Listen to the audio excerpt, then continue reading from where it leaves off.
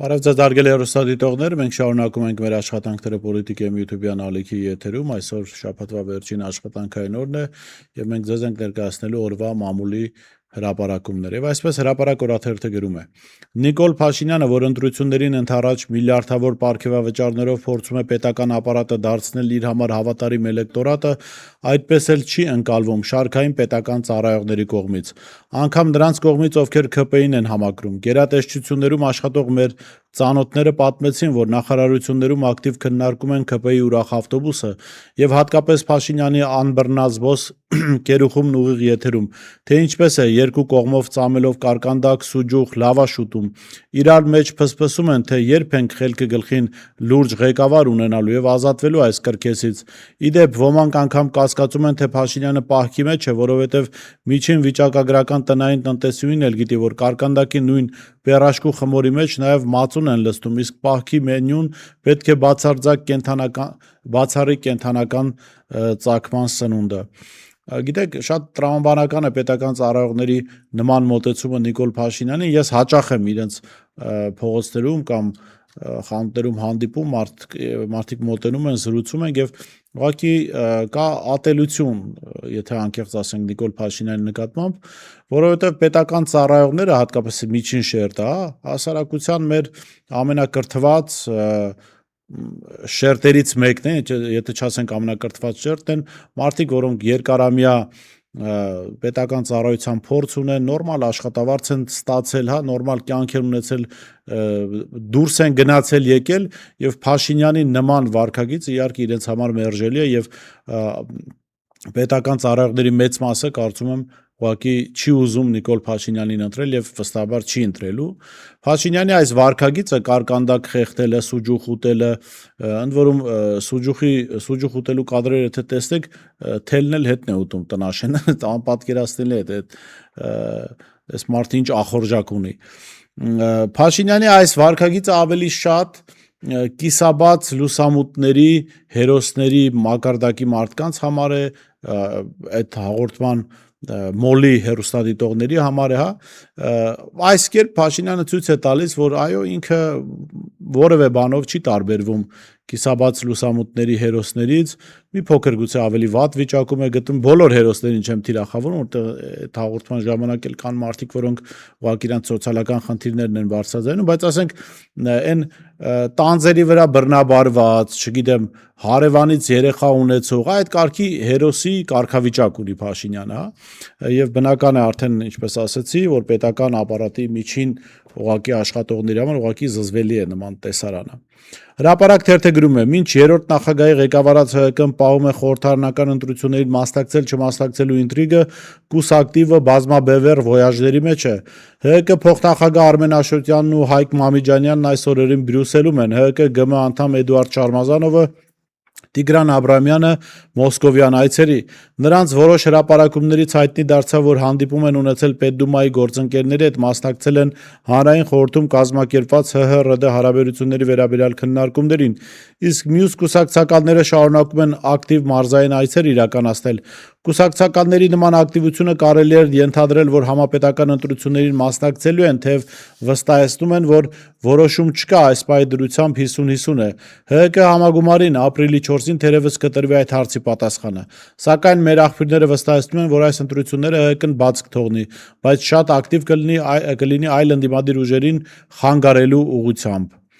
Հրապարակ թերթը գրում է. ներկուսակցական ընտրություններում զեղծարարությունների համար ԿՊ նախընտրական ցուցակից վարչության որոշմամբ հեռացված պատգամավոր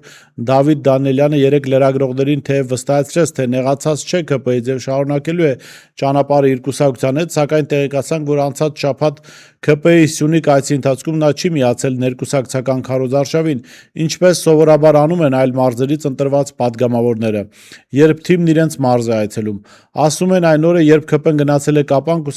կուսակցության տեղի տարածքային կառույցի անդամ կապանցի Դավիթ Դանիելյանը շտապել է Երևան։ Իդեպ կապանցի Մարիաննա Ղազարյանը եւս չի միացել թիմին, սակայն ասում են նա Կապանի կառույցից դուրս է եկել եւ տեղափոխվել է ԿՊ-ի մասիվի կառույց։ Ժողովուրդ օրաթերթը գրում է. պաշտոնական փաստաթղթերը ուսումնասիրելով օրաթերթը բացահայտեց, որ Երևանի քաղաքապետարանը սոցիալական մեդիայում ինքնագովազդ անելու բյուջետային միջոցներից 25500 դոլար գումար է հատկացրել։ Մասնավորապես Երևանի քաղաքապետարանը Prodigy SP-ի հետ կնքել է պայմանագիր, որը ուժի մեջ է մինչև 2026 թվականի դեկտեմբերի 25-ը։ Պայմանագրի ընդհանուր արժեքը կազմում է 9.600.000 դրամ։ Ժողովուրդ օրաթերթը պարզեց, որ ծառայությունների շրջանակը բավական լայն է, այն ներառում է Facebook, Instagram և TikTok հարթակներում գովազդների կառավարում և իրականացում։ Ըստ պայմանագրի սահմանվել են նաև հստակ չափորոշիչներ։ Ամեն ամիս գովազդային նյութերը պետք է ապահովեն առնվազն 2 միլիոն դիտում, 1.200.000 հասանելիություն, իսկ TikTok-ում առնվազն 750.000 դիտում։ Այսինքն Հայաստանի և Երևանի հպարտ հարկատուն և վարձատուն վճարում է Տիգրան Ավինյանի համար հավաքվող սրտիկների և քլիքների համար։ Հրապարակ օրաթերթը գրում է. մի քանի շաբաթ առաջ ԱԺ փոխխոսնակ Ռուբեն Ռուբինյանը գնացել ասել է Սաղմոսավանք Տեր Օշին քահանային խրատելու, թե խելքդ գլուխդ հավաքիր։ Նախորդ օրը պսակադրվել ցանկացող իր ծանոթ զույգին նա իմացել է, որ քահանան ամուսնացողներին ասել է. քավորը նորմալ տղա լինի, թասիբով տղա լինի, նկատի ունեմ ՔՊԱ-կան չլինի։ Որևէ քահանա իրավունք չունի եկեղեցում մարդու խտրականության ենթարկել, պայմանավորված վերջինիս քաղաքական հայացքներով կամ կուսակցական պատկանելությամբ։ Եվ ՀՀ-ում բոլորը ցանկացած ոլորտում, որ չի ենթադրում քաղաքական հայեցողություն, պարտավոր են խտրականության չենթարկել մարդկանց, եւ բոլոր քահանաները պիտի հիշեն, որ իրենք ծառայում են եկեղեցում ժողովրդին, հայտարարել էր ԱԺ փոխնախագահը ու արշավել Սաղմոսավանք։ Նա քահանային նաև քրեական օրենսգրքի մասին է հիշեցրել, ըստ էության սպառնալով, քանի որ կարծում է, թե քահանան իր պատմածով պառակտում է սերմանում։ Իշխանական կուլիսներում շարունակում են քննարկել փոխխոսնակի պահվածքը։ Մեզ ասացին, որ Տեր Օշինը ժամանակին իրականացրել է Ռուբինյանի պսակադրությունը եւ անգամ ՔՊ թիմում են շատերն ապշել, թե ինչպես կարող է Ռուբինյանը հաշիվ պահանջել իր ընտանիքի կազմավորմանը հոգևոր օրհնություն տված քահանայից, որը միջնորդն է Աստծո օրհնությունը փոխանցելու համար։ Տեր Օշինը մեզ հետ զրույցում հաստատեց, որ Ռուբինյանի պսակը ժամանակին ինքն է իրականացրել։ Հարցրինք. Ռուբինյանն այն ժամանակ քրեական օրենսգիրքն իրեն հիշեցրել է, ինչ որ պրոցես տեղի ունեցել է այս շաբաթներին, ոչ մի բան էլ տեղի չի ունեցել, ես խաղաղ հանգիստ ապրում եմ, ասաց Տեր Օշինը։ Հետաքրքիր է, որ Ռուբեն Ռուբինյանը չի նկատում, որ քաղաքացիական պայմանագրի շարքային անդամների մասին չի խոսք, այս ղեկավար կազմի կամ վերնախավի մասին, եթե կարելի է վերնախավ բառը օգտագործել, դարձել է մարդկանց ընկալումներում ոչ միայն կուսակցություն է կամ ոչ այնքան կուսակցություն է, որքան թշնամական կառույց, թշնամիներին ծառայող քաղաքական միավորում, եւ այս դեպքում սա խտրականություն չի, մարդու արդեն դիրքորոշումն է։ Հիմա պատկերացրեք հայաստանցի լինի, որը ասենք Յենի Ադրբեջան կուսակցության անդամ լինի եւ որևէ մեկը չցանկանա իրեն սպասարկել կամ ծառայություն մատուցել, ասեն բա խտրականություն է կիրառում։ Կներեք, ես չեմ ուզում ենթադրենք Յենի Ադրբեջանի ներկայացուցիչի հետ կապ ունենալ։ Քաղաքացիական պայմանագիրը Յենի Ադրբեջանին 5 պակաս։ Քաղաքացիական պայմանագիրը սպասարկում է թշնամական օրակարգ։ Քաղաքացիական պայմանագիրը իր վերնախավով հանդերձ հարձակվել է Հայ Առաքելական Սուրբ եկեղեցու վրա, ամենակեղտոտ քարոզն է իրականացրել եկեղեցու դեմ, եւ բնական է եկեղեցու հոգևոր հայրերը իրավունք ունենալ վերաբերմունք այս Յենի Ադրբեջանին 5 պակաս քաղաքական միավորի նկատմամբ։ Իշխանություն լրատվական հետաքրքիր տեղեկատվություն է հրապարակել, որը վերաբերում է այսպես կոչված սահմանադրական, այսպես կոչված բարեփոխումներին, այդ հոդվածում մասնավորապես գրվում է. իշխանություն լրատվականի ձեռքի տակ է հայտնվել Հայաստանի սահմանադրության փոփոխված տարբերակը, տեքստում կարմիրով տողերն ավելացված են, իսկ ջնջվածները սահմանադրությունից հեռացված տողերը։ Սահմանադրությունում արված փոփոխությունները հարվածի տակ են դնում ժողովրդի հիմնարար արժեքները, պատմությունը, ընտանիքի ինստիտուտը, Սփյուռքի հետ կապը եւ հայ լինելու առաջնահերթությունը Հայաստանում։ Բայց ամենազավեշտալին այն է, որ պետության արժեհամակարգը խարխլող փոփոխված սահմանադրությունը ներկայացվում է եվրոպական արժեքների գեղեցիկ փաթեթավորմամբ։ Այսպես, սահմանադրության նախաբանում պատմական հիշողությունը ջնջված է, անկախության հռչակագրի մասին որևէ հիշատակում անգամ չկա, մինչդեռ գործող սահմանադրությունը հիմնված է անկախության հռչակագրի վրա։ Հռչակագրում ասվում էր. հայ ժողովուրդը հիմք ընդունելով Հայաստանի անկախության մասին հռչակագրում հաստատագրված հայոց պետականության հիմնարար սկզբունքները եւ համազգային նպատակները իրականացրած ինքնիշխան պետության վերականգնման իր ազատասեր նախնիների սուրբ պատգամը ընդունում է Հայաստանի Հանրապետության սահմանադրություն։ Այս հղումը հանվել է նոր սահմանադրության տեքստից եւ փոխանինվել հետեւյալ տողերով. Հայաստանի Հանրապետության ժողովուրդը առաջնորդվելով Հայաստանի Հանրապետության անկախության, ինքնիշխանության եւ պետականության շարունակականության պահպանման մարդու իրավունքներն ու ազատությունները պաշտպանելու, ժողովրդավարական եւ իրավական պետություն ամրապնդելու, ժողովրդի անվտանգությունն ապահովելու եւ ընդհանուր բարեկեցությունը խթանելու նպատակներով, ինչպես նաեւ ապագա սերունդների խաղաղ, անվտանգ եւ բարեկեցիկ հայրենիք ժառանգելու հանձնառությամբ ընդունում է Հայաստանի Հանրապետության սահմանադրություն։ Անկախության հռչակագիրը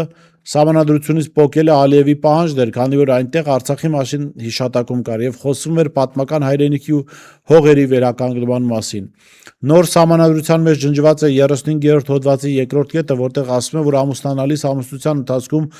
ամուսնալուծվելիս կինը եւ տղամարդն ունեն հավասար իրավունքներ։ Այս հոդվածի փոփոխությունը ենթադրում է, որ փոխվում է ավանդական հայ ընտանիքի մոդելը, որ ընտանիքը կարող է համարվել նաեւ նույնասեռ անձանց միությունը։ Ծնողների իրավունքները եւ պարտականությունները սահմանող 36-րդ հոդվածն այնպես է փոխվել, որ երեխաներն այլևս պարտավորություն չունեն խնամել իրենց տարեց ծնողներին։ Այս հոդվածի 3-րդ կետը սահմանում էր. չափահաս աշխատունակ անձինք պարտավոր են հոգ տանել իրենց անաշխատունակ եւ կարիքավոր ծնողների մասին։ Մանրամասները սահմանվում էր օրենքով։ Սա ամբողջությամբ հանվել է։ Նոր սահմանադրությամբ ազգությամբ հայ մարդը պարզեցված կարգով այլևս չի կարող դառնալ Հայաստանի քաղաքացի։ Ամբողջությամբ ջնջված է Հայաստանի Հանրապետության քաղաքացիության իրավունքը սահմանող 47-րդ հոդվածի 2-րդ, 3-րդ եւ 4-րդ կետերը։ Սա նշանակում է, որ մեր սփյուռք հայերը այլևս պարզեցված կարգով չեն կարող դառնալ Հայաստանի քաղաքացի։ Սահմանադրությունից ամբողջությամբ ջնջված է 113-րդ հոդվածը, որը իրավունք էր տալիս ԱԺ պատգամավորներին գրավոր հարցապնդումներով դիմել կառավարության անդամներին, այդ թվում վարչապետին։ Այլ կերպ ասած, պահանջել թափանցիկություն եւ հաշվետվողականություն։ Նոր սահմանադրությամբ խորհրդարանական վերահսկողությունը թուլանում է եւ քաղաքական համակարգը կարծես դառնում է միապետական։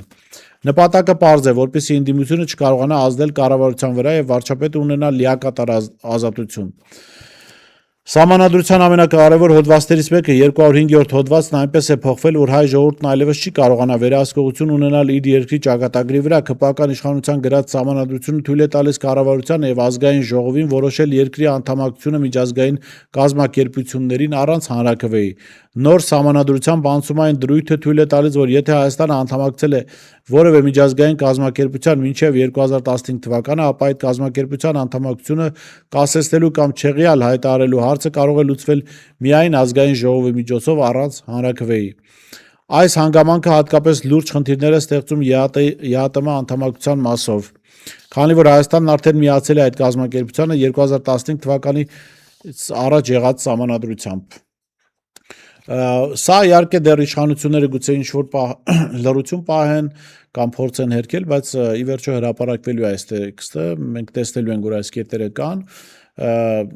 Ոմանց կարող է թվալ, թե սրանք այդքան էլ էական կետեր չեն, ընտանիքի մասին կետ էական չի, բայց սա էապես փոխելու է մեր հանրային կառուցվածքը, հանրության կառուցվածքը եւ ձևավորելու է հիշողություն չունեցող ավանդույթներ, արժեքներ եւ սկզբունքներ չունեցող մի հանրություն, որտեղ ինչպես հիշատակվում է, տղան տղայի հետ կարող է ամուսնանալ, կինը կնոջ հետ եւ ընդհանրապես երեխաները իրենց ծնողների նկատմամբ պարտավորություններ չեն ունենա, այսինքն սա մանկուրտների հասարակության ձևավորման սահմանադրություն է լինելու, բացի նրանից, որ Ալիևի հստակ պահանջը կա եւ այդ պահանջը կատարվում է անկախության հռչակագրից հրաժարվելու տեսքով։ Եվ սա մի պարագայում, երբ Ադրբեջանն ինքը չի հրաժարվում իր սահմանադրության մեջ հիշատակվող անկախության հռչակագրից, որտեղ հեղում է արվում 1918-20 թվականներին մուսաֆատական Ադրբեջանի հիմնադրմանը եւ նկատենք, որ այդ 18-20 թվականներին եղած ադրբեջանական հանրապետությունը տարածքային պահանջներ ունի Հայաստանի նկատմամբ։ Հայաստանի իշխանությունները Նիկոլ Փաշինյանի գլխավորությամբ իհարկե ասում են, որ իրենք անկախության հռչակագրից չեն հրաժարվում Ալիևի պահանջով, չնայած Ալիևը առաջին այդ պահանջը հնչեցրել եւ հետո են սրանք արձագանքել, եւ սրանց վարքագիծը, Նիկոլ Փաշինյանի վարքագիծը նմանվում է մի անեկդոտային պատմության, երբ ծնողները իրենց զինծառայության մեջ գտնվող տղային նամակ են գրում, թե դա ինչ վիճակ է, ինչպես է ծառայում, սա էլ պատասխանում է, թե դա ամեն ինչ լավ է, ինձ այստեղ չեն նեղում, բայց մեր վաշտի բոլոր տղաները փնթիներ են եւ ես ստիպված եմ լինում նրանց նասկիները լվանալ, հա, գուլպաները լվանալ։ Այսինքն այս Փաշինյանը լվանում է փոխաբերական իմաստով Ալիևի գուլպաները, նասկիները, ասում է դե մենք Ալիևի չենք ծառայում, ուղղակի փնթիա չենք ուզում փնթի լինի այդ մարդը։ Այսօր այսքանը, կհանդիպենք եկող շաբաթ։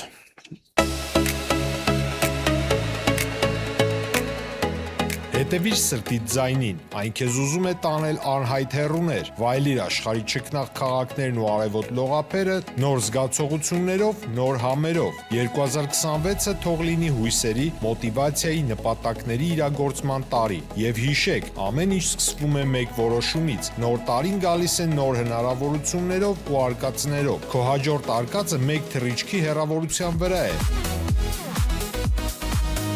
Travel with N 095 89 20 48